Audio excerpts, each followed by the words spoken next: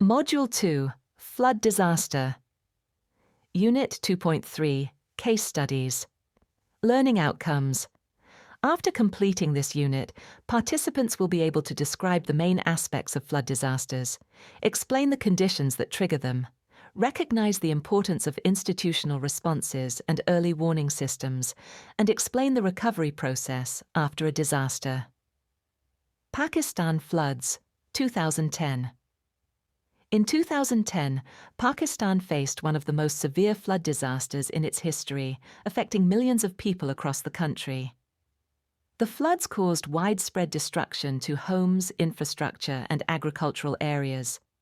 This devastating event was triggered by unusually heavy monsoon rains that overwhelmed rivers and floodplains, leading to extensive inundation. The 2010 Pakistan floods were caused by unusually heavy and prolonged rainfall that led rivers across the country to swell and overflow. The Indus River, in particular, burst its banks and submerged vast regions, worsening the scale of the disaster. The impact became even more severe due to inadequate infrastructure, which limited the country's ability to manage and contain the flooding. The 2010 Pakistan floods had severe social, economic, and environmental impacts on communities. Millions of people were forced to leave their homes as entire regions became uninhabitable. The agricultural sector suffered major losses, worsening food insecurity across the country. Additionally, widespread infrastructure damage made rescue and relief operations extremely difficult, slowing down the overall response. Response and relief efforts in the 2010 Pakistan floods involved a wide range of actions, including search and rescue operations, providing shelter, food, and medical assistance. Both the government and international organizations stepped in, yet the scale of the disaster overwhelmed available resources and infrastructure. Reaching remote areas became extremely challenging, slowing down aid delivery. Additionally, waterborne diseases spread rapidly due to poor sanitation and limited clean water access. Rehabilitation and reconstruction efforts in Pakistan focused on moving from short-term emergency relief toward long-term rebuilding. Authorities and partners worked on improving flood management infrastructure to reduce future risks, while international cooperation supported sustainable reconstruction and helped communities recover more effectively. The 2010 Pakistan floods highlighted how essential community engagement is in disaster management. Local people played a key role in response efforts, leading to the creation of community-based groups that helped organize aid and coordination. In the aftermath, training programs on risk reduction, first aid, and evacuation were introduced to build long-term capacity and strengthen community resilience. Lessons learned and policy changes. The floods led to a re-evaluation of disaster management policies, emphasizing the need for stronger early warning systems and improved infrastructure. Land use planning became a priority to reduce vulnerability, and the disaster highlighted the importance of regional cooperation in managing shared water resources. Components of Dardanos 2. Plan. Brief overview of key components. The Dardanos 2 plan includes several essential components, such as risk assessment and early warning systems, emergency response and evacuation protocols, and community engagement and education.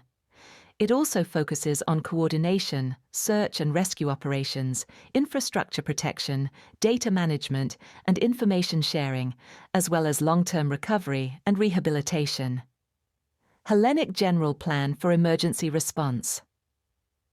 Dardanos 2. The Dardanos 2 plan is Greece's comprehensive framework for managing flood-related emergencies.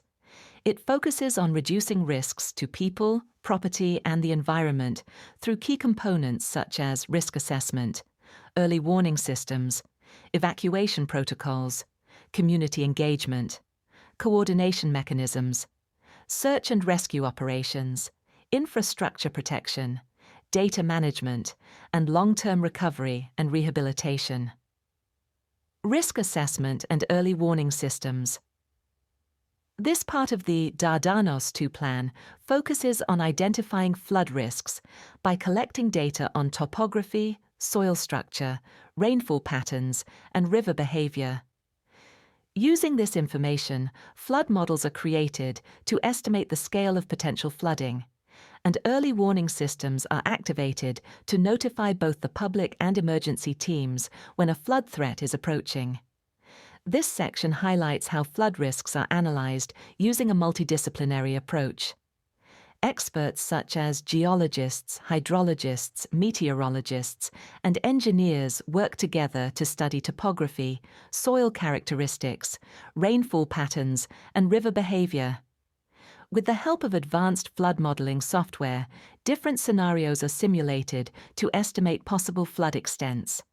All this information is then integrated into early warning systems that rely on real-time data from weather stations, rain gauges, river level sensors, and satellite imagery to issue timely alerts. Comprehensive Emergency Plan. This part of the Dardanos 2 plan explains how different agencies coordinate during emergencies. It defines each institution's responsibilities, outlines evacuation procedures, and ensures responders are trained in flood-specific tactics. The plan also requires regular testing of evacuation strategies to keep them effective and up to date. The comprehensive plan also defines a clear chain of command for emergencies and assigns duties to local, regional, and national authorities. Responders such as firefighters, paramedics, police, and the military receive specialized flood response training. Evacuation plans are carefully designed by considering population density, transport routes, and safe shelter locations.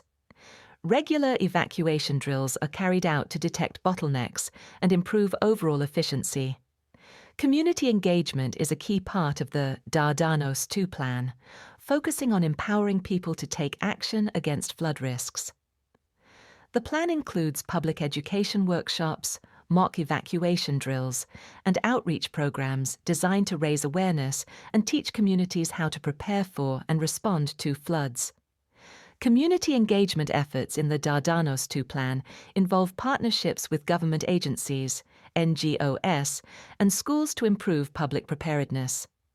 Workshops teach people how to create emergency kits, design evacuation plans, and develop survival skills. Mock evacuation drills help residents learn evacuation routes and shelter locations. Community leaders and influencers also support these efforts by spreading accurate information and promoting a culture of preparedness. The Coordination and Communication section explains how the Dardanos 2 plan ensures all agencies work together efficiently during a flood response.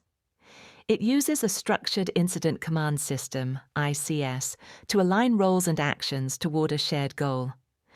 The plan also defines how information will be communicated to the public, media, and all stakeholders to keep everyone informed and organized. The additional details explain how coordination is strengthened within the Dardanos 2 system. Each responder is assigned a clear role to keep all efforts synchronized. Agencies hold regular coordination meetings to share information, plan strategies, and handle new challenges. The plan also relies on strong communication technology using emergency networks, social media, and public information officers to deliver real-time updates to both the media and the public. Search and rescue operations in the Dardanos 2 plan rely on highly trained teams equipped with specialized tools. These teams include swiftwater rescue experts, professional divers, and certified drone operators who support missions from the air. All operations are coordinated through the Central Command Center, ESKE, ensuring that every unit works in sync during emergencies. 2023 Şanlıurfa Province Flood. On March 15, 2023, Şanlıurfa was hit by extreme rainfall, with 170 kilograms of rain falling per square meter in a single day. This unprecedented downpour triggered severe flooding that claimed 17 lives and damaged or destroyed around 2,000 homes and workplaces. The disaster also polluted the Ataturk Dam basin and caused Balıklıgöl to overflow, showing the environmental scale of the event. Daily life was heavily disrupted as water supply systems failed in several districts and schools across the province suspended education. The 2023 flood struck Şanlıurfa, located in southeastern Turkey, as shown on the map highlighting the province and its districts. The disaster affected multiple areas across the region, including key districts such as Karaköprü, Eyüpiye, Haliliye, and Akçakale, where heavy rainfall and overflowing waterways caused severe damage and disruption. Devastating impacts. The flood caused severe and widespread destruction across Şanlıurfa. 17 people tragically lost their lives, and nearly 2,000 homes and workplaces were damaged or completely destroyed. Critical infrastructure also suffered. A bridge collapsed, a public hospital was inundated, and many major roads became unusable. The disaster further harmed the environment. Balıklıgöl overflowed, and the Ataturk Dam basin experienced significant pollution, adding long-term ecological consequences to the crisis. Rescue and recovery efforts. Rescue operations were carried out rapidly by AFAD, the gendarmerie, fire brigade, and police teams, who used boats and helicopters to evacuate people trapped by the rising waters. Injured and rescued residents were quickly transferred to hospitals for medical treatment. Cleanup crews worked non-stop to remove debris and restore damaged infrastructure. A total of 77 specialized vehicles, including bobcats, motopumps, sewage trucks, and backhoe loaders, were deployed during the response. Overall, 4,361 personnel took part in the rescue and recovery efforts, highlighting the scale and urgency of the operation. Lessons learned. The flood served as a harsh reminder of how vulnerable Şanlıurfa is to extreme weather events, showing the need for stronger disaster readiness. It highlighted gaps in early warning systems and emergency preparedness, emphasizing that more effective alert mechanisms could save lives. The disaster also underscored the importance of building resilient infrastructure and strengthening environmental protection measures to reduce future risks and better protect communities. It's quiz time. What was the main cause of the 2010 Pakistan flood? Unusually heavy and prolonged rainfall. Extreme heat dam collapse. Correct answer. Unusually heavy and prolonged rainfall. Quiz 2. What strategies were implemented for recovering from the disaster? Both statements are correct. Shift from immediate relief to long-term rebuilding. Initiatives to improve flood management infrastructure. Correct answer. Both statements are correct. Quiz 3. Why is community engagement important in disaster recovery? It enables participatory decision-making. It fosters community resilience. Both statements are correct.